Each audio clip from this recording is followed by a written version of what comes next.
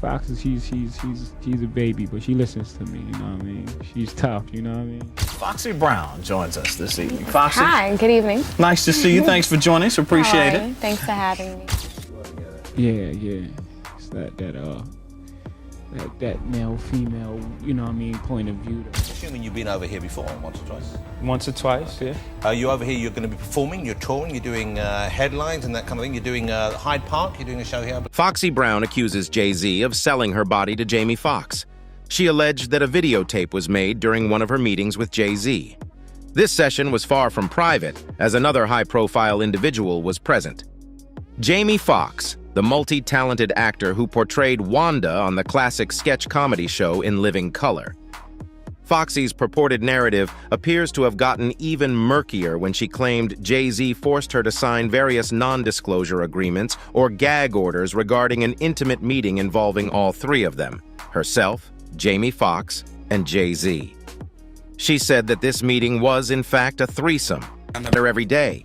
Man, let me tell you about this little firecracker, Foxy. She might be a baby, but she's got ears like a hawk. Do you feel me?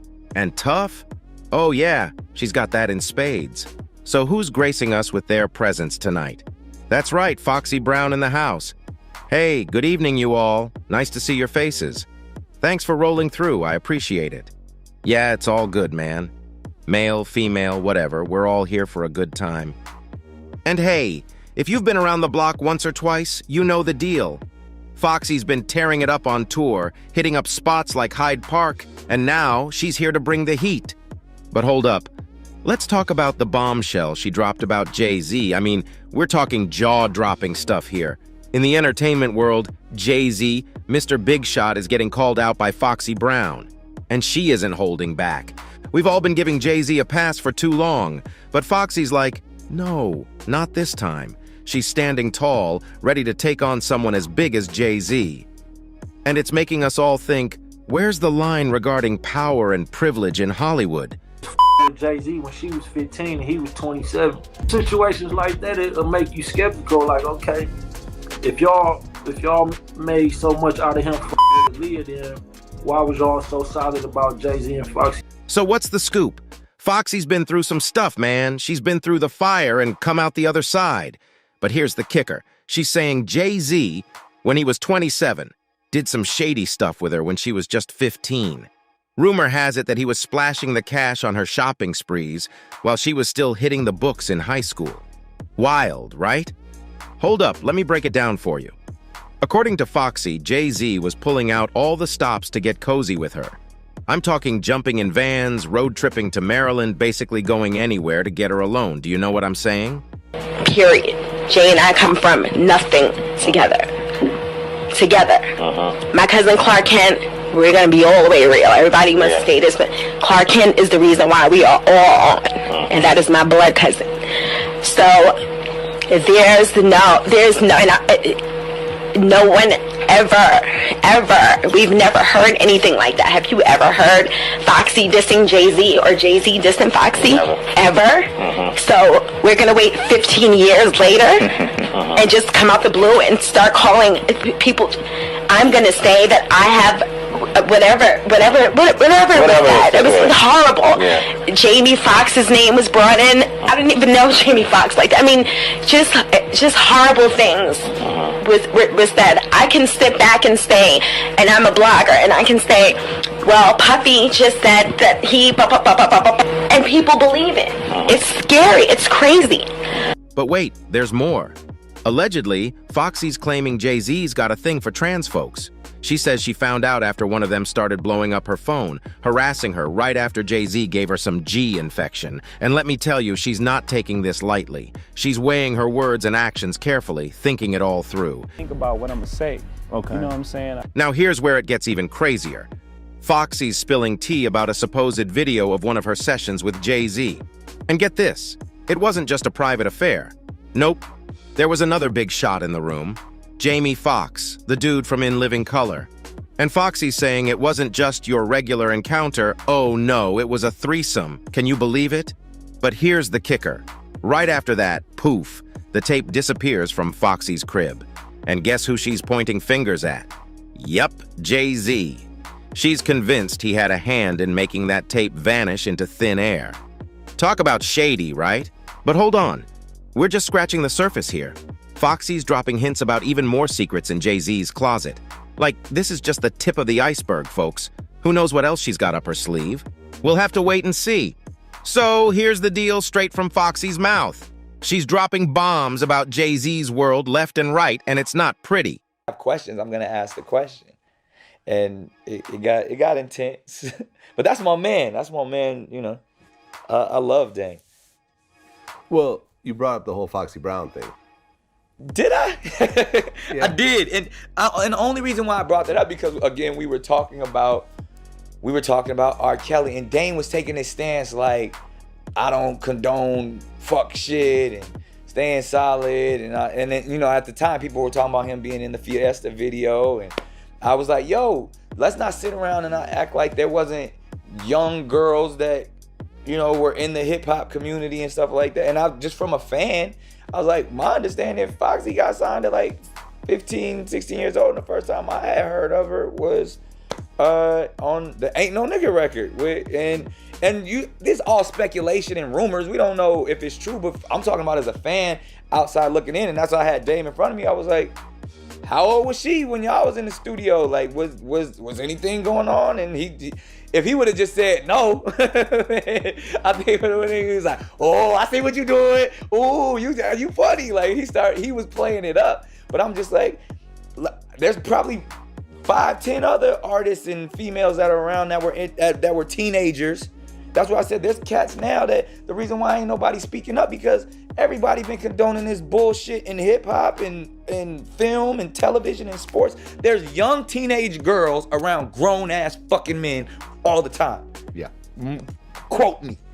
Like I see, and it has to stop. I agree. Like I don't care if you're a billionaire now. I don't care if you married now. Like if we gonna call out everybody we calling out, then everybody gotta come to the table. If you fucked a 15-year-old, I don't care who you are, you gotta. Well, remember Tiger was with Kylie when she was a teenager. That's what I'm saying. Yeah. Like if you fucking 15-year-olds and you a grown ass man, there's something fucking wrong with you. Let's just say Kylie wasn't 15 years old, because I'm not trying to get any more lawyer letters here. I don't know, but I'm just saying individuals. I didn't say anybody's name because these lawyers be calling me every day.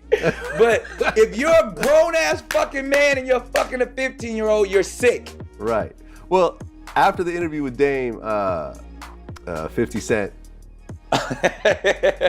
you know, he commented as he does. Said say you're trying to get Jay jammed up. I didn't even. I just asked the question. Yeah. My thing, and I was just because Dame was sitting there acting like he was holier than thou, and you know, I was like, yo, if we gonna sit here and throw these stones in this glass house, like. We can't do that. Like, again, it's not our job to just start canceling motherfuckers, because we cancel everybody, everybody's canceled. That was the point I was making at that stage. And that was even before I had even knew all of the other sick shit that R. Kelly was doing. I was just asking a question, and we were talking about being solid. That was the whole thing. And I was like, well, if you wasn't fucking with him, I know you had to see some other shit. Where was your solid line? Where was you? All right, I'll roll with that, but I won't roll with that. That's all I was acting. This selective outrage that we all have, that, oh, fuck him, but not fuck him, or like, that's all I was saying. So then when Fifth commented, I was like, nigga, let's talk about it. Like in the comments, I was like, to me, solid recognize solid, suckers recognize suckers. Like that's kind of what I said back. Like if you fucking 15-year-old girls, that's some fuck shit. Like it shouldn't happen. And that's I ain't John Legend, but I'm just calling it how I see it. I'm here to give my opinion. Any grown ass man that's fucking with a little teenage girl is wrong. First, she hints at some serious ties between Jay-Z and Larry Johnson, NBA player extraordinaire. They weren't just casual buddies. Foxy suggests there might have been more to it. And the fact that they once shared an apartment? Yeah, that raised some eyebrows. But wait, there's more. Foxy isn't holding back regarding Beyoncé, Jay-Z's Queen Bee. Let's say her feelings towards Beyoncé are anything but sweet. Foxy's not mincing words here. She's saying Beyoncé got infected by Jay-Z, and she's not having it. F that hallosis infected H, she said. Ouch. And if these allegations hold water, it's seriously messed up. Foxy's been through some rough stuff herself, you know? She's been a victim of infection and SA, and she's not about to let Jay-Z off the hook. But here's where it gets even murkier. Foxy's saying Jay-Z started grooming her way back when she was just a kid. Like, we're talking early teens here. Their connection goes back to her L Cool J remix days when she was barely 14 or 15. And as she climbed up the music ladder, Jay-Z was beside her, collaborating and co-writing tracks. Vein is, we've also talked that you are a ghostwriter and you write for a lot of women. And I'm not asking you to say who you write for, but how do you think that, like, you, especially never being in love, you know, how do you write for women so well? How do you? I just say I study people. You know what I mean? How I write for people, I study people. Like a lot of times, you know, you'll see me somewhere, you know, I'm not very vocal and you think something wrong and I'm just standing there and I'm just observing. I just watch people. I'm very observant. I just watch people. I watch their actions and the things they do, the things that they like, the things they dislike. You know what I mean? So, and that's just me natural. That's not me taking care of business. That's just what I do. So when it comes time to, you know, to work with some of these people, you know, I just apply all those things, all those, you know, all those little things that I've noticed and picked out, you know, the way, you know, she liked the good shoes and and just put it all down. Interesting. So do you actually, do people come to you and say, will you write this for me, or just sometimes you, like, kind of put yourself out there? Like, how does it work to No, I never shot myself to write for anyone. You know what I mean? I'm just here. You know, if you want to work with me, just holler at me. You know, time right, vibe right, money right. We can do it. You know what I mean? But I don't shot myself. Like, I don't write anything and then not use it either. You know what I mean? It's just not gonna work like that. If you want to work with me, that's how it is. You know, it ain't like I write something and do it and you, Well, I take a, you know, a suggestion here and a suggestion here, how to make, you know, how to move this and how to do this. But, you know, when you hire somebody, you want them to do something for you, you know, you tell them to bring their thing into your situation. So they just gotta let me go. You know what I mean? I take a couple of suggestions here and there, but for the most part, I'm gonna just do it how I do it. And that's it. It's not, you're not doing it over, and that's it.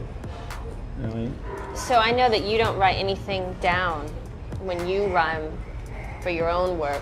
Same. So you write stuff, you actually physically write things down for other people. Same way, I just put it down. I just go in there and do the track, lay it down, and they'll take the track, take it home or whatever, listen to it, and then come back and they'll do their interpretation of it. So they like rhyme over what you've done? Or, I mean, you rhyme it out, you lay it down, right, and they listen to it, and then they basically mimic almost. Right.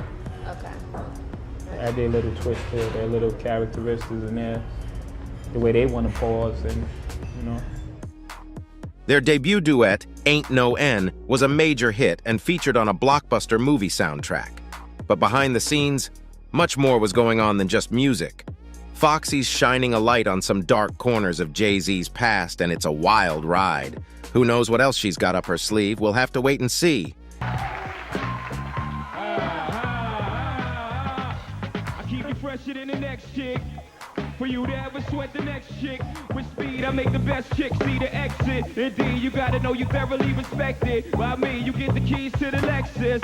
No driving, got your own 96 something. The ride and keep you right tight up in Versace. That's why you gotta watch your friends, you got to watch me. You conniving. The first shit's a crack for bank. They try me, all they get is 50 cent francs. And papayas from the village to the deli. Time to kill it on your belly. No question, ammo black chicks between my cheeks and essence. They say sex is a weapon. So when I shoot, meet to death in less than 8 seconds. Still pounding in my afterlife. Laughing, my thing is tight. Let me hear y'all. What? Right. You betcha. You what? Is that right? What?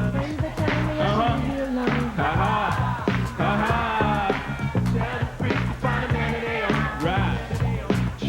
Check. Fresh to death in Moschino. Coach bag looking half black and Filipino. Faking no jazz, got you a beat with a Philip Boy. Surrounded your feet and Jonah Davis and Charles Joy. I keep you dug with love, you know these girls be making me weak. Y'all know how it goes, B. And so I've been sinning since you've been playing with Barbie and Kenny. You can't change a player's game in the ninth inning. The chrome rim spinning keeps them grinning. So I run way above, spin them and wrinkle their face like linen. I play hard till they say dog. He's keeping it real. Chicken stay hard. Love, don't even trip.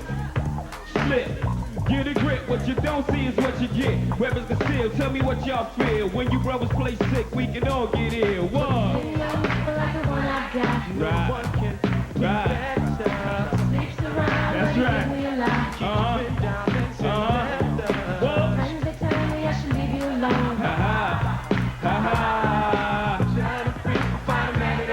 Whoa, y'all rock it. Yo, ain't no stopping this.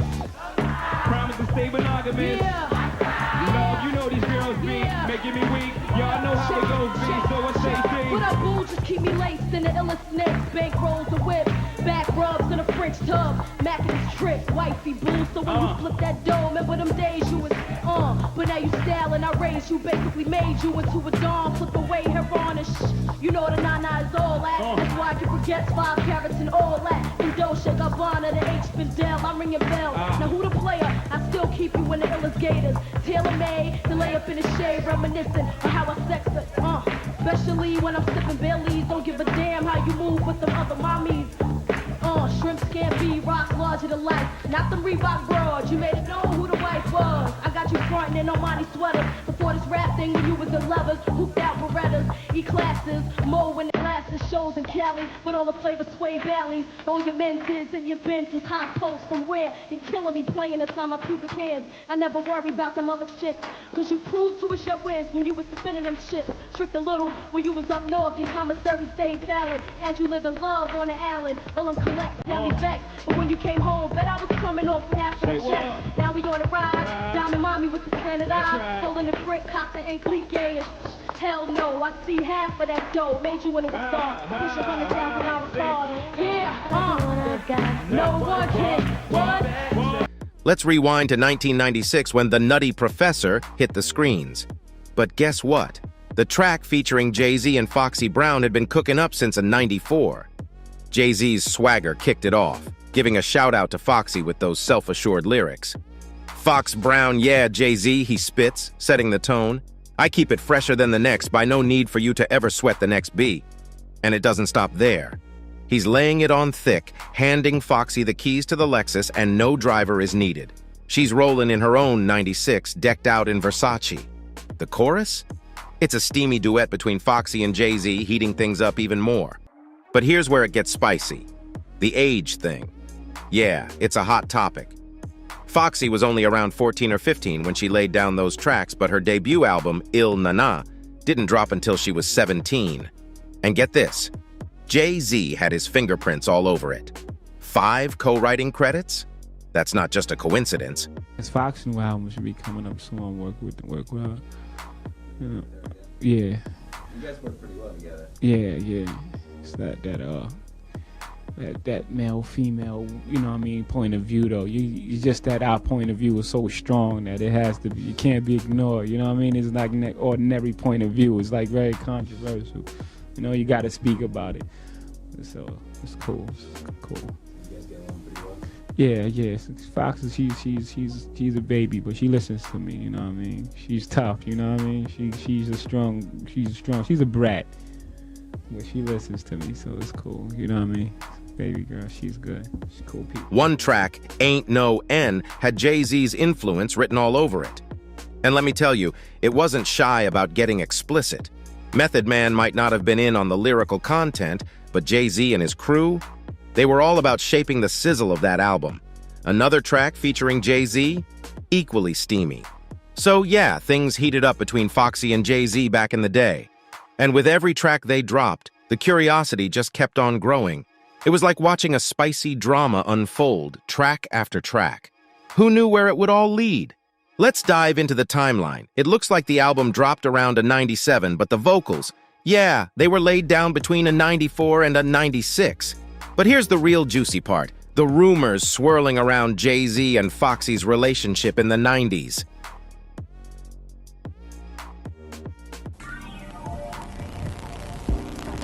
Yeah, y'all, check out the Blacks in Action Summer Jam. You don't want to miss it. I won't. You know? Jay-Z, yo.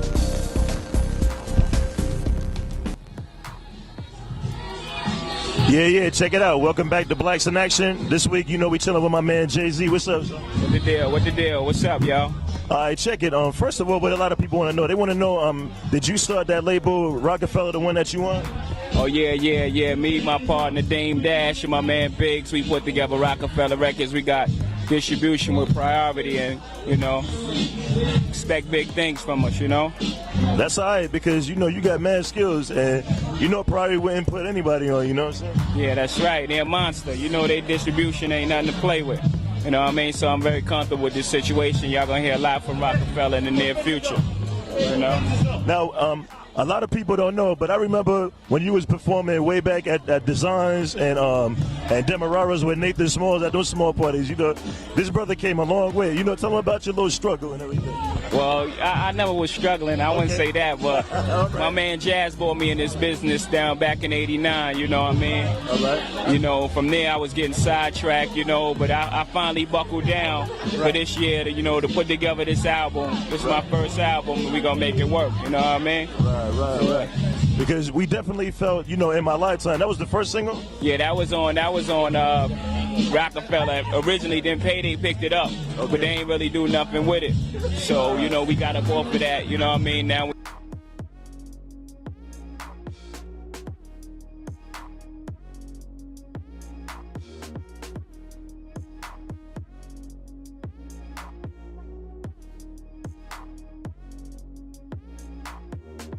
Now, neither of them was spilling the beans back then, but let's be real, they were tight. Like exceptionally close, both in and out of the studio. Foxy was a force on stage, leaving crowds wanting more. But what really got people talking was Jay-Z constantly bringing her along on his tours. Was it just friendship, or was there something more? But here's where it gets interesting. Foxy was just a teenager when she first crossed paths with Jay-Z while he was in his late 20s. Yeah, it's eyebrow-raising. When Foxy signed on with Def Jam, rumors suddenly started swirling about their romance. Foxy shut them down, though, swearing up and down that their bond was all about the music. Still, you can't ignore the chemistry they had on stage. Jay-Z kept inviting Foxy to perform with him, tour after tour. It was like they were inseparable. But what was going on behind the scenes? We'll never know for sure. The 90s, a decade filled with scandals and speculation, and Foxy and Jay-Z were right in the middle of it all. People couldn't help but compare the Aaliyah and R. Kelly drama unfolding at the time. They were always spotted together, hitting the same parties, mingling in the same circles. Naturally, tongues started wagging, wondering if there was more to their relationship than met the eye. And let's not forget about Lil' Kim and Biggie. Their undeniable chemistry made everyone convinced there was more than friendship.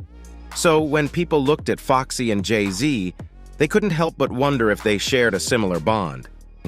Let me ask you, as relates to what we all felt on September 11th and the personal grieving that you have now with your uncle's passing, how have these events changed your life and your outlook at life? It's, you know, I hope people really take this, you know, in stride, but there's a saying that if you want to make God laugh, you make plans, meaning only he holds the fate to what lies ahead of all of us. And I think that the biggest lesson learned now is just to live for the moment. That's, you know, because I don't understand the lesson in the Aaliyah plane crash. I don't understand the lesson in the September 11th tragedy. I don't understand this lesson in Flight 587. But it just has to be live for the moment. Because he was a wonderful man, and you say to yourself, why him? I mean, I know I've made a lot of mistakes in my time, and I know that I've been, you know, in near-death situations also, and I say to myself, if they die, you know, in such a tragic way, how will we, or me, per se? So, I mean, you just learn to live for the moment, and I don't know, it's just, I don't understand the lesson. I don't understand what God wants us to learn out of this one. Well, sometimes it's not for us to know right away. Right, that's another thing. Sometimes it's just not for us to know, and then when it's your time, it's your time. You can perform, make all the money in the world. That's why right now I'm focusing on just being with my family. Let's talk a little bit about some of the things that made news, and I know no matter how many times you talk about it, you sometimes can't clear it up, but let's try to clear some things up. One of the things that you make news about is this whole running feud with Lil' Kim. And whether or not it's real, whether it's publicity, and then there was gunplay, you know, earlier this year, and the question of whether or not you guys can come to some, I know that you offered up a peace offering and said, hey, an olive branch. let's forget all of this. Right, and I tried. I mean, being the younger of the two, I tried to just say, you know what, but that's the kind of upbringing that I had. My mother was like, look, it makes no sense. Reach out to her. You guys don't have to be friends, but just try to be civil. And I reached out and, you know, our olive branch was denied. But beyond that, I say to myself, there's so many rappers, males. No one has tried to say, let's get you guys together, and no one. So, I mean, is it that serious, or do people just look at the fact that these are the two largest women in hip hop right now, and they're feuding? Even Nas's infamous Ether track seemed to hint at something between Jay-Z and Foxy. It was like the whole world was buzzing with speculation. And then there's Damon Dash, grilled about Foxy's signing age. He tried to dodge the question, but he slipped up big time. When pressed, he basically let it slip that some intimate stuff was going down between Foxy and Jay-Z. Oops. So yeah, there was much more behind the scenes than they were letting on. And with every new revelation, the gossip mill just kept on churning. It was like a real-life soap opera, with Foxy and Jay-Z starring. It seems like opening Pandora's box unleashed a whole storm of drama. When those allegations hit the airwaves, Foxy Brown wasted no time setting the record straight. She came out swinging, calling the story atrocious and disgusting, and she wasn't pulling any punches. With her attorney on speed dial, she vowed to shut down anyone spreading lies about her. Even Wendy Williams couldn't resist stirring the pot. When Foxy's memoir was announced, Wendy didn't hold back, hinting at some shady business between her and Jay-Z. She wasn't beating around the bush, that's for sure. Always has, you know, she speaks out in the media and I don't. I'm like the underdog in the situation. I'm the one that you rarely see on the red carpet. So if you don't speak out, people only have one story to go by. So a lot of people didn't understand my story, and I never had a problem with Kim. I actually enjoy her music. You know, I don't have a problem with her at all. You have throughout your career talked about Tupac Shakur. And there is some, I assume, some connection with his lyrics and his life and what you see your life as. One of the things, and I got to know him a little bit, one of the things that I was interested in is that he did seem to be fascinated with death.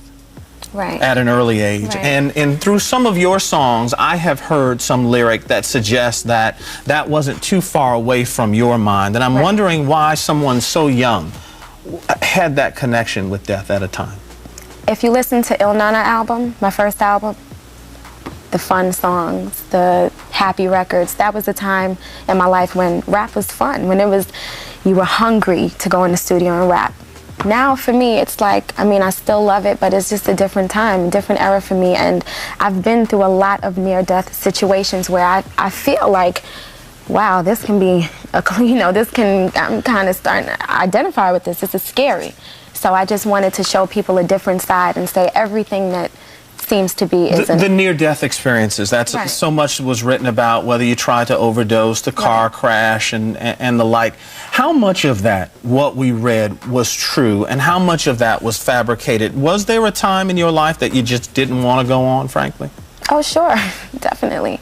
There was a time, but my mother and my two brothers are like my life support, and they've been there through every situation, saying just go on, just, you know, you can do it again. When everybody, I mean, people love you when you have a hot record. That's fickle fans. That's what I call them. And people love you when you're hot, and when you're not, I mean, they just don't. Record companies, your posters come down, the videos stop, and, you know, I had a chance to be on top and on the bottom. Do you know how many people will sit and say, you know, how could she be there? Because you, clearly, in an industry that is moving a generation, we're at the top of it, and so many people won't understand how you can be that depressed and be on top. Oh, man. Trust me. When you get on stage and you look good, or you put up that facade, You get on stage and you're dressed nice and you're living through what people see on television, it's fine. But when you step off the stage, for me, it was hell. I was just living, in living hell. And I didn't know how to, I'm still young, I'm 23 years old, so I didn't know how to channel a lot of the negative energy that I had, and I kept it bottled inside, and I just would explode, and it was just really hard for me to understand what was happening. I spoke with Mary J. Blige last year, and we talked about her low points, and she talked about how the same thing, so many people looked at, it's okay, baby. Sorry. So many people looked at where she was. And she knew in her mind that she was living a lie. And she found a way past it. Was your lowest point when you admitted to yourself that, hey, I had a problem. I got a problem here? Mm-hmm. How hard and how difficult? I'm still not there yet where I want to be, but I'm trying. It was very difficult because that's the first part of having a problem. You don't admit that you have a problem. But I knew that I did. I knew that something was wrong. You don't have these type of feelings. I'm 23, I was 20, 21. That should have been the most enjoyable time of my life. And it just wasn't. I mean, I've never been a partying person. I've never been a person to really like the limelight that much, even in the beginning of my career, but it became really unbearable. You have a record on the latest CD called The Letter. And it's a letter to your mom and your brother. One of the interesting things on there, and I wonder, it almost sounds like you wrote it as if you weren't going to be here. And Ron Isley is a part of that, who we had on a couple of weeks, or a week ago.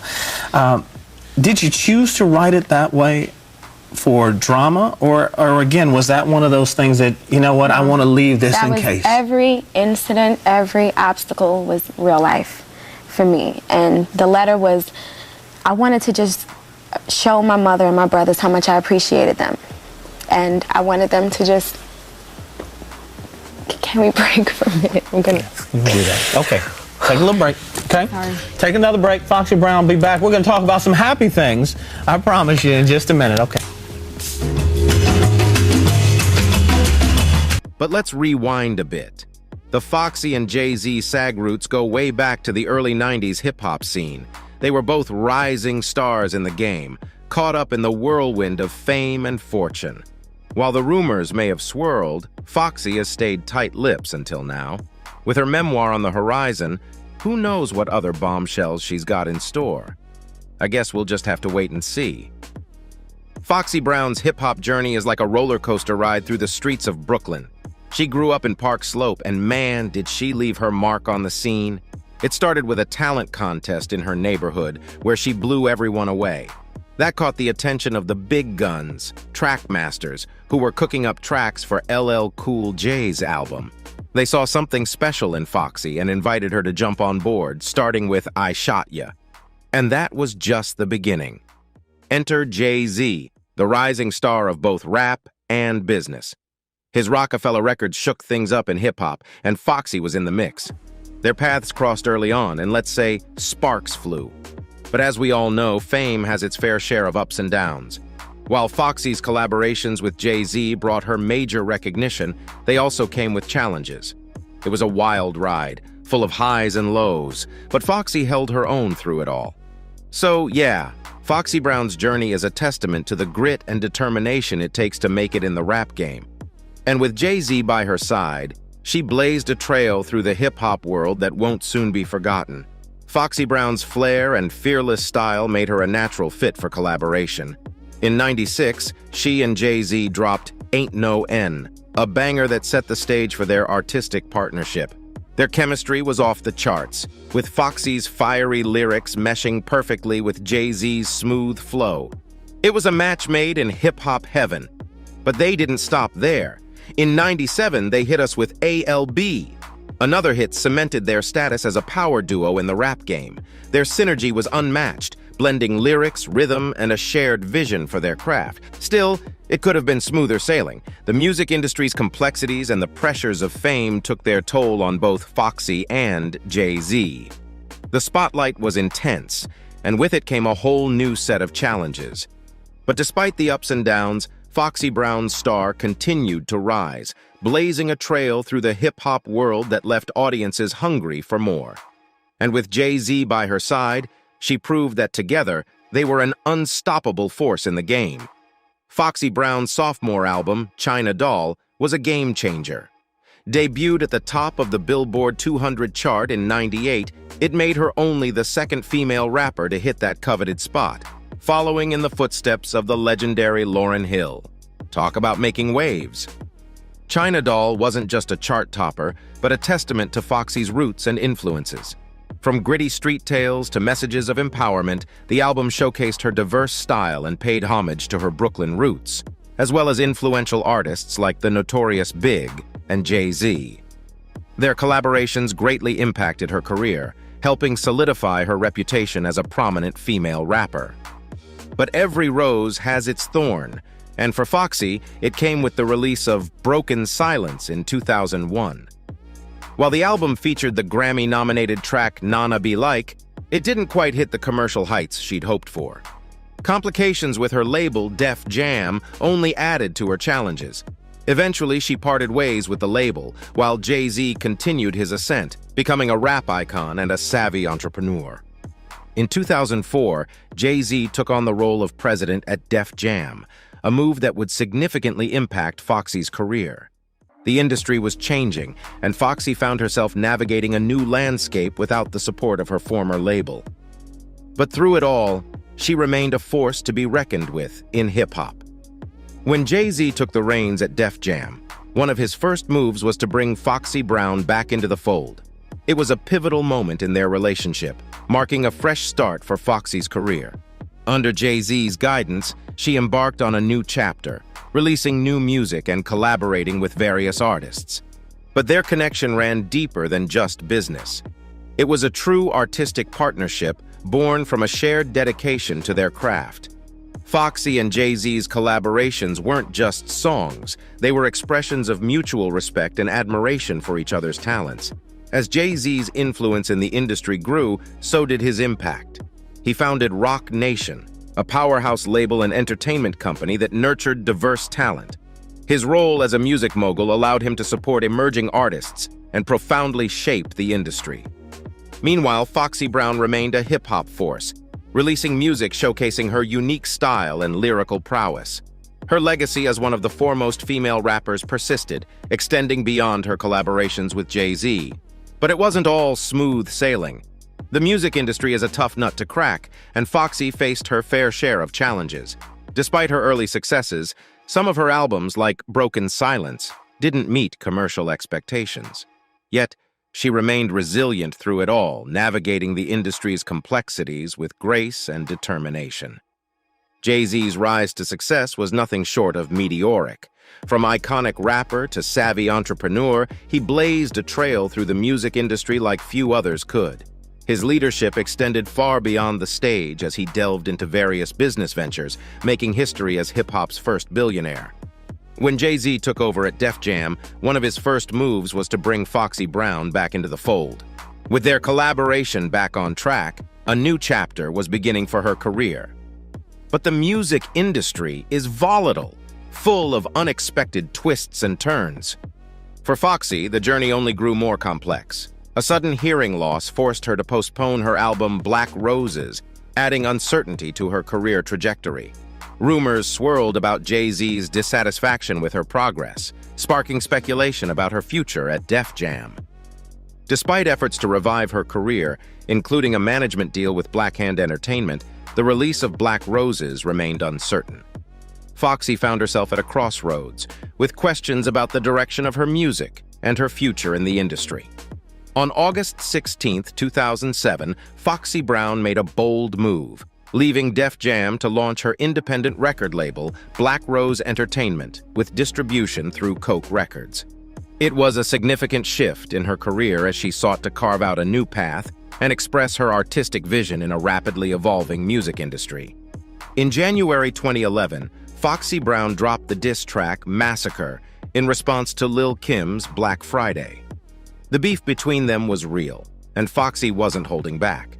Then, on August 14, 2012, Foxy surprised fans with a special guest appearance on Nicki Minaj's Pink Friday tour in New York City. Rumors swirled about her collaboration with Minaj on fresh material, adding to the excitement. But it wasn't until August 2018 that Foxy Brown officially returned, featuring on Nicki Minaj's Coco Chanel track from her album Queen. The Queen was back, and fans were ecstatic. Since then, Foxy has been making waves in the music scene, gearing up for her highly anticipated fourth studio album. In 2019, she flexed her skills on the remix of Casanova's So Brooklyn, proving she's still got it. In 2020, there was an exciting reunion as Foxy joined forces with her group, The Firm, for the Full Circle track featured in Nas's album King's Disease. Foxy Brown's career has been a testament to resilience in the ever-changing music industry through all the highs and lows. Her distinctive style and lyrical prowess continue to be celebrated, undeniably impacting hip-hop. And with that, folks, that's a wrap. Bye.